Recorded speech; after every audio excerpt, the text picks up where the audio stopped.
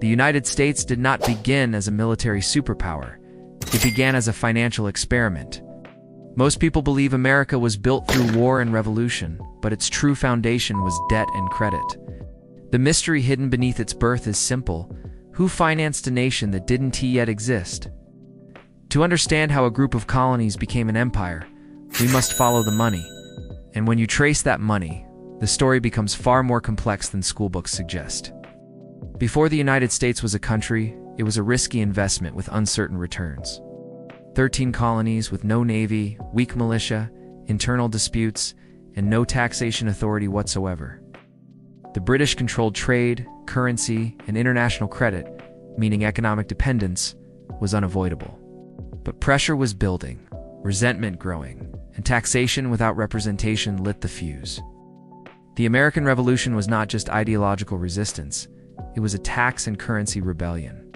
Britain banned colonial printing of money, causing deflation, scarcity, unemployment, and widespread economic collapse. When people are denied economic freedom, political freedom becomes a natural demand, and a dangerous one. The colonies declared independence, but freedom on paper still needed financing on battlefields. War cost money, muskets, food, ships, soldiers, and the colonies had almost none. So the Continental Congress printed paper currency that rapidly collapsed in value within months. This became the first American economic disaster, hyperinflation before the country even existed. The phrase "not worth a continental" was an early warning about uncontrolled monetary policy.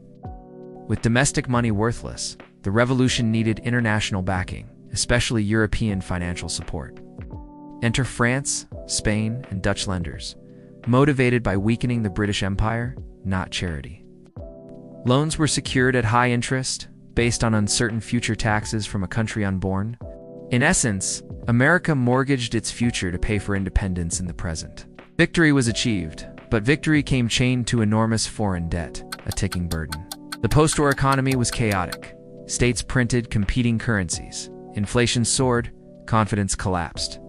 Veterans returned home unpaid, farmers lost land, and uprisings spread across fragile states.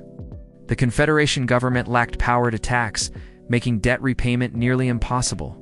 Shays' rebellion terrified leaders, proof that financial instability could become political implosion. If debt could collapse a new nation internally, foreign creditors could collapse it externally. The Founding Fathers realized something crucial. Independence required a centralized financial system. This was not philosophical, it was survival. Money was the lifeline, not ideology. Enter Alexander Hamilton, the architect of America's financial identity, often overlooked in popular history. Hamilton believed debt was not a burden, but a tool to create national unity. His proposal: the federal government would assume all state debts, binding them into one system. This decision effectively transformed independent states into shareholders of a national project. To pay for it, Hamilton introduced tariffs, excise taxes, and created a modern tax infrastructure. Opposition grew instantly. Critics feared centralized finance meant centralized power and corrupted authority. Thomas Jefferson opposed banks controlling government. Hamilton believed government must control the financial direction. The first Bank of the United States was established, the nation's first financial nucleus. Its purpose was stabilizing currency, managing debt, and creating confidence for private investment. Foreign creditors now negotiated with one entity, the United States, not scattered states. Confidence is the currency no central bank prints, and the bank manufactured confidence. This led to investment, industrial growth, and economic expansion far beyond colonial capacity. But success created tension. Who truly controlled America? Elected leaders or financial institutions? Which never expired. Political battles erupted. States celebrated until financial crisis struck. The War of 1812 forced America again into debt without a centralized bank to manage it. Inflation returned, speculation exploded, and the economy destabilized at every fault line. Only then did Congress re-establish a second national bank, necessity repeating itself. History showed the pattern. Debt gives panic, gives bank, gives prosperity, gives political backlash, gives collapse. This cycle shaped the young nation more than any single charismatic founder. The financial system became the hidden battlefield where America defined its identity. Now we transition from historical events to modern parallels that should provoke concern. The United States was born in debt, expanded in debt, and still runs on debt. Today, the national debt surpasses trillions, exceeding GDP, just as early leaders once feared. Foreign creditors hold enormous influence, including geopolitical rivals with competing agendas. Deficits once seen as temporary emergency tools have become permanent structural expectations. The same debates remain: should the financial system centralize or decentralize power? Should debt be embraced for growth or feared as a future collapse? Central banks today mirror early national banks wielding hidden influence over national direction. It's just like Hamilton's era. Confidence remains the most valuable and fragile asset. History does not repeat, but it certainly recycles, especially in financial architecture.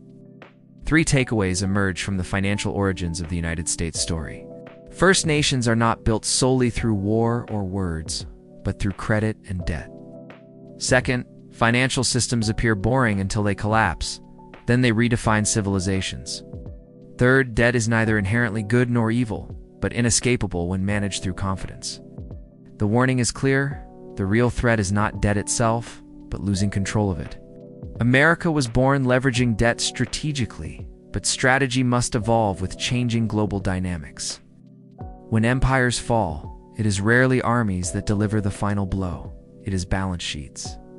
If history teaches anything, it's that a nation's greatest vulnerability is confusion about its finances.